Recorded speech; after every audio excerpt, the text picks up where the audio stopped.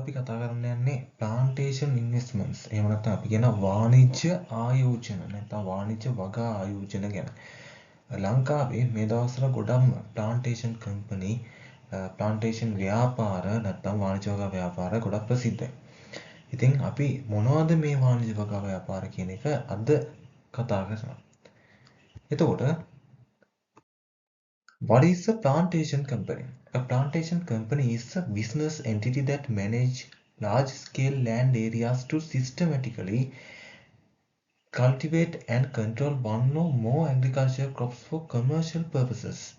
ඒ කියන්නේ මේ වාණිජ්‍ය වගා ව්‍යාපාර කියලා කියන්නේ විශාල ප්‍රමාණයේ ඉඩම් නැත්නම් භූමිවල වගා කටයුතු සිදු කරන වගා කටයුතු නිරන්තරයෙන් සිදු කරන වගා කටයුතු කළමනාකරණය කරන වාණිජ්‍ය එහෙම නැත්නම් ආර්ථිකමය පරමාර්ථ වලින් යුක්තව ව්‍යාපාර ලෙස පවත්වාගෙන යන දෙයක් තමයි මේ ප්ලාන්ටේෂන් කම්පැනි නැත්නම් වාණිජ්‍ය වගා ව්‍යාපාර කියලා අපි හඳුන්වන්නේ.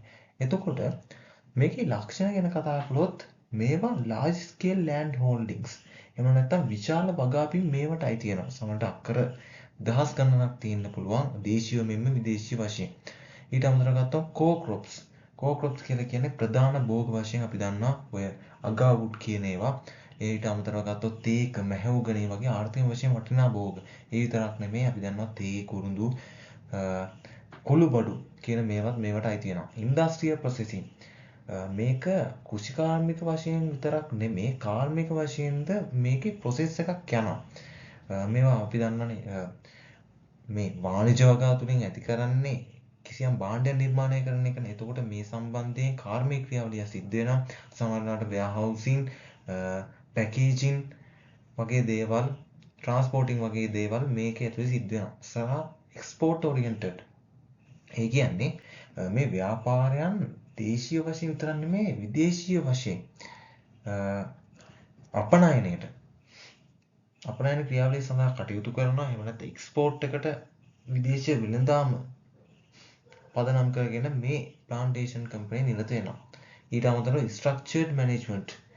ඒ කියන්නේ නිසි කළමනාකරණයක්, නිසි දූරාවලියකින් සමන්විත කළමනාකරණයක් මේවා සතු වෙනවා. එතකොට මේ වාණිජ්‍ය වගා ව්‍යාපාර ගැන කතා කරද්දී වාණිජ්‍ය වගා ව්‍යාපාර කොහොමද දල ජාතික නිෂ්පාදිතයට දල ජාතික ආදායමට වැදගත් වෙන්නේ? කොහොමද මේකේ දායකත්වය ගැන කියන එක ගැන අපි කතා කරන්න ඕනේ. එතකොට contribution of plantation companies to grow domestic product. එහෙම නැත්නම් GDP. The plantation sector serves as a primary pillar of Sri Lanka's economy, contributing directly and indirectly to the gross domestic product in several key ways. ඒ කියන්නේ මේක ඍජුසා වක්‍රාකාරයෙන් අපි දල ජාතික නිෂ්පාදිත වර්ධනය වෙන්න හේතුවක් වෙනවා. අපි දන්නා foreign exchange generation. එහෙම නැත්නම් අපි කිව්වොත් එහෙම මේ විදේශී විනිමය උපයන්න ඉතා වැදගත් සාධකයක් ලෙස පෙන්වා දෙන්න පුළුවන්. මොකද අපි දන්න එක්ස්පෝර්ට් කියන සාධකයේ මේ තුන අන්තර්ගත වෙනවා. ඒ වගේම employment creation. මේ වාණිජ්‍ය වගා ආශ්‍රිතව දේශීය වශයෙන් වෘත්තීන් බිහි වෙනවා. නැත්නම් මිනිසුන්ට රැකියාව දෙන්න අවස්ථා ඇති වෙලා තියෙනවා. So ඊට අමතරව direct contribution to agriculture.